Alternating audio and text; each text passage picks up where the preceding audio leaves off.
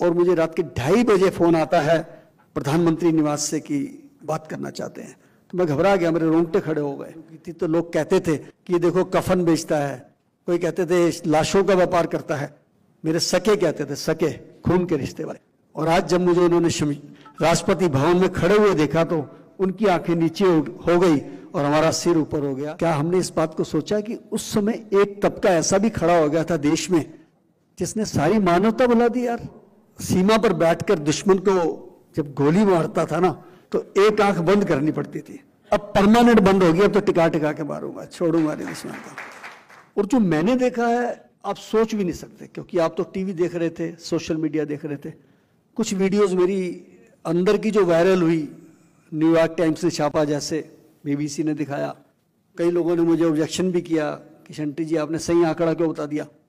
मैंने कहा भाई जो मर के यहाँ आ रहे हैं मेरे शमशान घाट में, वो जहर खा के नहीं आ रहे हैं, वो फांसी से नहीं आ रहे हैं, सब कोविड से मरे हैं। भाई मैं गलत आंकड़ा कैसे दे रहा हूँ। जिस शमशान घाट पे 2 की एवरेज थी 20 साल से, और आज 200 आ रहे हैं, तो इसका मतलब बहुत परले आ गई है। परले, वाकई में परले थी जी। 2-3 हादसे तो मैं भूलता ही नहीं हूँ। जैसे एक परिवार से मुझे फोन आता है, मग्गो परिवार था मेरे एरिया का, कि हम सब कोविड में हैं, माता जी चले गए हैं, शंटी जी कैसे करें। तो मैंने एक टीम बनाई हुई थी, अलग अलग रेस्क्यू टीम थी मेरी, जो घर से बॉडी उठाती थी अलग थी, शमशान से उठाती थी वो अलग थी, सड़कों से उठाते थे वो अलग थे, हॉस्पिटल से उठाते थे, मॉर्चरी से। तो मैंने कहा ठीक है मैं खुद आ रहा हूँ यार, मैं आपका जानकार हूँ। और उनकी माता जी की बॉडी को सैनिटाइज करके पैक करके मैं लेके आया। अगले दिन मुझे फोन आता है कि शंटी जी पापा जी भी चले गए, नेक्स्ट डे। अब जिस घर में 2 दिन के अंदर 2 मौत उठती हैं, उससे जो सोचिए।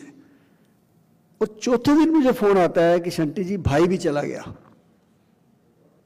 अब वो परिवार कैसे उभरे होंगे आप सोचिए ना। मेरी निगाह में ऐसी भी फैमिली है जिसके घर में 3 विधवा बहनें बैठी हैं, 3 दरानी जेठानी, तीनों विधवा, 3 लोग चले गए।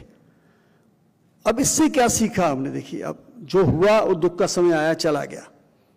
अक्सर हम दुख के बाद सुख आता है तो दुख को भूल जाते हैं, और ये प्रकृति का नियम है। कोविड ने हमको जीना सिखाया, कोविड ने हमको हमारी औकात सिखाई। जो बहुत उछलते थे ना, अपने आप को बहुत ज्यादा उछलते थे कि हमारे से बड़ा कोई नहीं है, हमारे से बड़ा बंगला किसी का नहीं है, हमारे से बड़ी गाड़ी किसी के पास नहीं है, मेरे से बड़े बेटे किसी के नहीं है, किसी के लंदन में सेटल है, कनाडा में सेटल है। उनको परमात्मा ने शिक्षा दी। ये मिजाज ही तो बदला कि करोड़पति भी घर के अंदर बैठा था, रिक्शे वाला भी घर के अंदर बैठा था, और रोटी की थाली दरवाजे के नीचे से आ रही है। दिखा दी ना औकात आपको इंसान कि आप कुछ नहीं है। एक शक्ति और भी है ऊपर, बहुत बड़ी शक्ति है वो।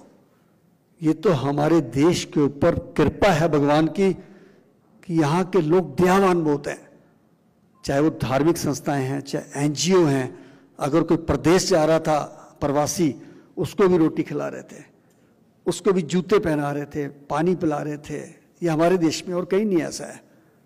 खुशी होती है। लेकिन जरा ध्यान से सोचिए कि जब बच्चे अपने बाप की लाश को लेके घूम रहे थे, जलाने की जगह नहीं मिल रही थी, शमशान घाट के बाद लाइनों में खड़े थे, अस्पताल के बाहर लाइनों में खड़े थे, लैब्स के बाहर लाइनों में खड़े थे, क्या हमने इस बात को सोचा कि उस समय एक तबका ऐसा भी खड़ा हो गया था देश में जिसने सारी मानवता बुला दी यार। 2000 वाला इंजेक्शन 2 लाख में, एक 400 रुपए का टेस्ट 10,000 रुपए में लैब के अंदर। क्या हो रहा था? 300 रुपए की पीपी किट 8-8 हजार रुपए की हॉस्पिटल के अंदर, 1000 रुपए की एम्बुलेंस 50,000 में। पढ़ा होगा सबने, टीवी में देखा भी होगा। भाई मैं कई हादसे तो भूलता ही नहीं हूं कि एक प्रिंसिपल स्कूल की मुझे फोन करती है कि मैं मिलिट्री हॉस्पिटल हो धोला कुआं में हूं बेटा, मेरे हस्बैंड सीरियस हैं, मैं सीरियस हूं, 27 साल के बच्चे की डेथ हो गई है, सुबह से पड़ा है, कोई उठाने वाला नहीं है। अब मेरे पास इतनी मजबूरी थी कि वहाँ 40 बॉडी का उस समय, मैंने कहा आंटी जी आप किसी तरीके ले आइए, संस्कार मैं करा दूंगा। और वो लेके आते हैं मेरे पास, धोला कुआं से सीमापुरी 32 किलोमीटर, एम्बुलेंस वाला 40,000 रुपया। अब सोचिए, इस समय को भूल सकते हैं हम?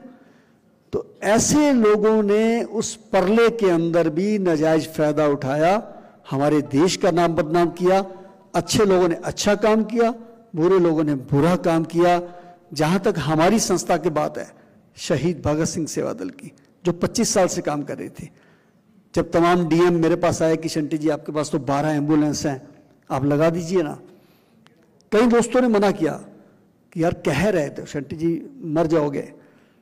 मैंने कहा यार 25 साल से सेवा कर रहे हैं देश की, एक मिलिट्री की तरह, बिना किसी फंडिंग के, कोई सरकार से पैसा नहीं लिया, और आज देश के ऊपर विपदा आई, हम घर में सो गए, और मिलिट्री का जवान घर में मर जाए, फौजी तो शहीद नहीं कहलाता है, मरना तो उसको सीमा पर ही पड़ेगा। ये हम तो काम करेंगे, वो हमने नहीं किया, वो शक्ति ईश्वर ने दी मेरे को। मेरे दोनों बेटे, मेरा बेटा लंदन से पढ़ के आया, मास्टर करके आया डिजास्टर में, वो भी लग गया मेरे साथ। उसके बाद मेरे ड्राइवर्स, एक ड्राइवर मेरा शहीद हो गया। 2 बार कोविड में जाके मैं और मेरा परिवार वापस आ गए, भयंकर कोविड में। जब मैं वापस आया, जब मेरा बीपी 35 रह गया था, एक दिन उम्मीद नहीं थी लेकिन बच गया, तो मीडिया मुझे पूछता है शंटी जी अब आपका जज्बा बढ़ा है या कम हुआ है। तो मैंने एक छोटी सी बात सुनाई उनको। मैंने कहा जी करगिल के एक जवान की आंख चली गई थी गोली लगने से। उस जवान से जब पूछा गया कि आपका जज्बा बढ़ा है या कम हुआ है, तो उसने एक जवाब दिया था बड़ा शानदार कि सर मैं तो सीमा पर बैठकर दुश्मन को जब गोली मारता था ना, तो एक आंख बंद करनी पड़ती थी, अब परमानेंट बंद हो गया, अब तो टिका टिका के मारूंगा, छोड़ूंगा नहीं दुश्मन को। मैंने कहा हमारा भी जो डर था ना, 2 बार हॉस्पिटल हुए हैं, डेथ बेड से वापस आ गए हैं, अब तो मरना ही मरना है, चिंता कोई नहीं है, शमशान में रहेंगे और काम करेंगे। वो 22 दिन मैं भूलता नहीं हूँ, जब मैं बाहर ही नहीं निकला, कुछ खाना होता था तो गाड़ी में चला जाता, थोड़ा बहुत दिल ही नहीं करता था, लेकिन ईश्वर ने शक्ति दी। और जैसा अभी संजीव जी बता रहे थे कि 26 अप्रैल का दिन था, मैं दिन नहीं इसलिए नहीं भूलता कि सबसे ज़्यादा बॉडी मैंने उस दिन कराई थी। एक शमशान घाट 176 बॉडी हो चुकी है रात को, 176। मैंने सोचा कोई शायद सिफारिश भी हो सकती है, उस समय सिफारिश से संस्कार बहुत हो रहे थे संजीव जी, लेकिन जब आवाज़ सुनी तो दिल गदगद हो गया और रोंगटे खड़े हो गए कि शंटी जी आपको हम टेलीविज़न पर देख रहे हैं, पूरा देश आपके साथ है, सेवा करिए, जय हिंद। उपराष्ट्रपति जी फोन कर रहे हैं, अक्षय कुमार जी का फोन आया अगले दिन मुझे, शंटी जी सेवा दसो, मैंने मेरे 1.5 लाख सेवा दसो। मैं कहा जी एम्बुलेंस भेज दो, उन्होंने 2 भेज दी एडवांस वाली, अक्षय कुमार जी ने। ऐसे लोग जुड़ने शुरू हो गए, और मुझे तो पता भी नहीं था, सही बोलूँ ना, मैंने अप्लाई किया, और 25 जनवरी रात को, क्योंकि 26 जनवरी को अनाउंस होता है, सोया हुआ था। एक मंत्री जी फोन करते हैं, कहते बंधु जी क्या कर रहे हैं? मैंने कहा जी सो रहा हूँ। कह रहे आप सो रहे हैं और टीवी खोलिए, आपका नाम देखिए कहाँ चल रहा है नीचे, पद्मश्री के लिए ईश्वर ने दे दिया है, तो ये उसकी गिफ्ट है। मैं सबको एक ही बात कहता हूँ कि ये मेरे लिए पद्मश्री अवार्ड नहीं है, ये जिम्मेदारी है मेरे लिए।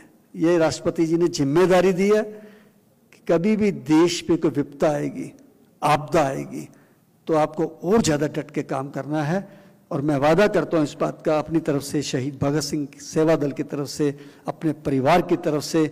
और ये अवार्ड मुझे नहीं मिला, ये मेरे ड्राइवर्स को मिला है जिन्होंने मेहनत की, मेरे शमशान घाट पे काम करने वाले कर्मी, मेरे बच्चे जिन्होंने बहुत मेहनत की। उस समय सच्ची बता रहा हूँ मैं आपको, जब कोई बाहर नहीं निकल रहा था, कोई अपने बच्चे को बाहर नहीं जाने देता था, उस समय हम शमशान में थे, और ईश्वर ने हमें बहुत शक्ति दी, बहुत इज्जत दी। आज देशों में, विदेशों में, बड़ी बड़ी universities, college, government, even then मैं ब्रह्म कुमारी जा रहा हूँ 2 दिन के लिए, माउंट आबू बुलाया गया मुझे इसी स्पीच के लिए। तो मैं सब जगह एक ही बात कहता हूँ जी, कि ज़िंदगी में किसी काम को छोटा मत समझिए। आपका इतना सा काम आपको कहाँ ले जा सकता है, आप सोच भी नहीं सकते।